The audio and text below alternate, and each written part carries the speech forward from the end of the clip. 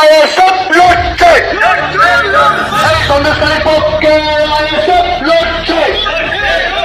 ISF জিন্দাবাদ, ISF জিন্দাবাদ, ISF ISF ISF জিন্দাবাদ।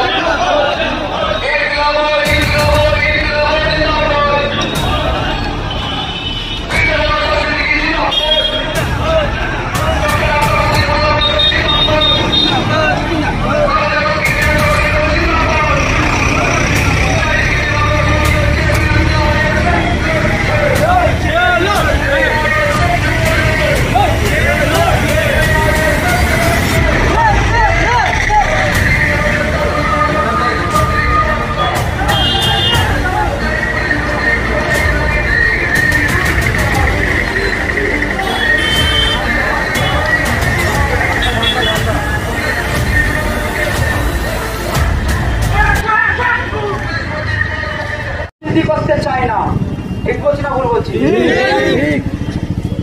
গরুহাটার মোড়টা খুবই জমজম জায়গা, ওই জায়গাটায় প্রোগ্রাম করলে অনেকটা জ্যাম হয়ে যাবে, সাধারণ মানুষ সমস্যায় পড়বে।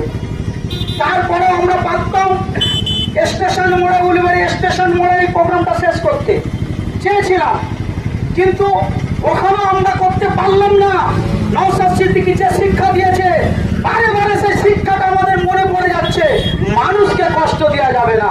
তাই ওখান থেকে চলে এসে এই ফাঁকা জায়গাটায় আমরা প্রোগ্রামটা শেষ করছি।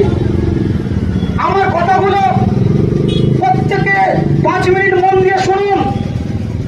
আপনারা প্রত্যেকে অবগত আছেন, দীর্ঘদিন ধরে সন্দেশখালীর বুকে কি চলছে, এটা আমরা আইএসএফ বলছে না, সন্দেশখালীর মায়েরা বলছে, সন্দেশখালীর বোনেরা বলছে যে কি চলছে। এবং সন্দেশখালীর মা বোনদের কথা মতো ক্রিমিনালদের উপর এফআইআরও দায়ের হয়েছে। এ থেকে বোঝা যাচ্ছে সন্দেশখালীতে যেটা প্রচার হচ্ছে সেটা কিন্তু ঘটছে। সন্দেশখালীর গরিব মা, গরিব বোন, মানুষের প্রতি অত্যাচার হচ্ছে দীর্ঘদিন। আজকে সকালে আইএসএফ এর বিধায়ক মির্জাদা নওশাদ সিদ্দিকী সন্দেশখালীর মহিলাদের পাশে, অসহায় মানুষের পাশে থাকার জন্য বাড়ি থেকে পার হয়েছিল। কিন্তু দুঃখের বিষয়, লজ্জার বিষয়, বর্তমান শাসক দলের কিছু পুলিশ প্রশাসন সন্দেশখালী থেকে 65 থেকে 70 কিলোমিটার দূরে কোন আইন না মেনে, ভারতবর্ষের সংবিধান না মেনে, সংবিধানকে পুরাল দেখিয়ে নওশাদ সিদ্দিকীকে আটক করেছে। তারই প্রতিবাদে আমরা আজকে রাস্তায় নেমেছি। কেন নওশাদকে আটক করা হলো? কেন? আমার বিরোধীরা তো ওখানে যাচ্ছে, আপনাদেরকে ভাবার জন্য বলছি।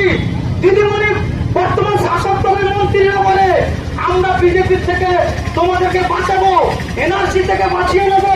বিজেপি দেশ ভাগ করতে চাচ্ছে, পশ্চিমবাংলায় বিজেপি ক্ষতি করতে চাচ্ছে, আমরা বিজেপি থেকে রুখে দেবো বিজেপিকে। এই কথা বলে মানুষকে কিভাবে ধোঁকা দিচ্ছে দেখুন। এর আগের দিনে বিজেপির শুভেন্দু অধিকারী যখন যেতে চেয়েছিল, কথাগুলো শুনবেন, বোকা হয়ে থাকবেন না, কান থেকে যেটা শুনবেন বিবেচনা করে দেখুন। শুভেন্দু অধিকারী যাওয়ার জন্য বেরিয়েছিল, পুলিশ প্রশাসন শুভেন্দু অধিকারীকে কোথা আটকাচ্ছিল জানেন? সন্দেশখালী ঢোকার মুখে। সেই জায়গায় শুভেন্দু অধিকারী ধাক্কা ধুক্কি মেরে ঝগড়া করে ঢুকে গেলেন। ওটা ঢুকে গেল না, বর্তমান প্রশাসন এবং তৃণমূল সরকার প্ল্যান করে শুভেন্দুকে ওই জায়গায় ঢুকিয়ে দিল। ঠিক বলছি না ভুল বলছি? যদি শুভেন্দুকে আটকাবার প্রয়োজন মনে হতো, আজকে নওশাদ সিদ্দিকীকে যত দূর রুখে দিয়েছে ওই জায়গাটাই রুখে দেওয়া দরকার ছিল। এখান থেকে বোঝা গেল কি আমরা ধর্ম নিয়ে রাজনীতি করি না। আরো অনেকে ঢুকে গেল এলাকায় লুকিয়ে লাকিয়ে। নওশাদ সিদ্দিকী আটকালেন কেন? এই কথা বলতে আমার দ্বিধা নাই। মাননীয় মুখ্যমন্ত্রী নওশাদ সিদ্দিকীর মাথায় টুপি আছে বলে, ঠিক বলছি না ভুল বলছি? তিনি মনে এদিকে বলছে মুসলমানদেরকে আমি খুব ভালোবাসি, মুসলমানদেরকে ভালোবাসি বলে বলে বলে বলে নোংরা মন মানসিকতা নিয়ে আজকে মুসলমান এবং গরিব দলিত আশিবাসী সরল প্রাণ মানুষগুলোকে শেষ করে দিচ্ছে। নওশাদকে কেন আটকানো হলো আমি জানতে চাচ্ছি। মাননীয় এদিকে নওশাদকে আটকে দিচ্ছে, শুভেন্দু অধিকারীকে নিয়ে বিধানসভার ভিতরে চা খাচ্ছে। এগুলো তো বিচারটা হচ্ছে, ঠিক বলছি না ভুল বলছি? তাই আমরা প্রোগ্রামটা এখানে শেষ করছি। সব থেকে বড় একটা কথা কি জানেন, আপনারা মিডিয়ার মানুষ প্রচার করবেন মাননীয় মুখ্যমন্ত্রী মুসলমান, দলিত, গরিব, আদিবাসী এদেরকে ভালোবাসি বলে কি করছে জানেন? মুসলিম জাতিটাকে, দলিত, গরিব, মুসলিম, আদিবাসীটাকে শেষ করে দিচ্ছে। একবার ভাববেন, মাননীয় মুখ্যমন্ত্রী মুসলমানদেরকে ভালোবাসি বলে প্রত্যেকটা মুসলিম এলাকায় ফলো করে দেখুন, মুসলিম পাড়ায় ছেলেগুলোকে ক্রিমিনাল, গুন্ডা, মাফিয়া তৈরি করছে।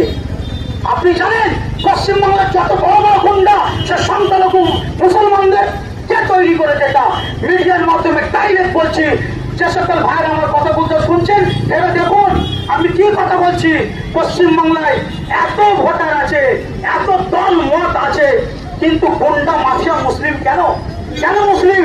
মমতা ব্যানার্জি প্ল্যান করে মুসলিম ছেলেগুলোকে গুন্ডা তৈরি করছে।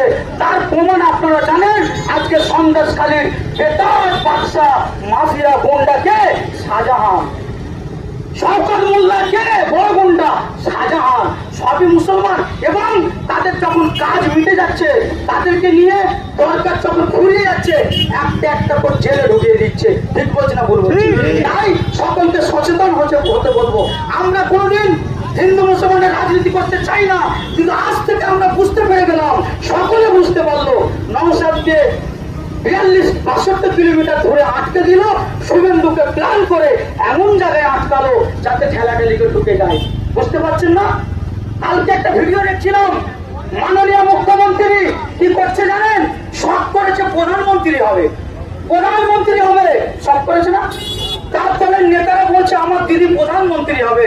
শোনো বোকা, তোমার দিদি রাজ্যের দায়িত্বে আছে, একটা শাহজাহানকে ধরতে পারে না, রাজ্যে চালাতে গিয়ে শাহজাহানকে ধরতে পারে না।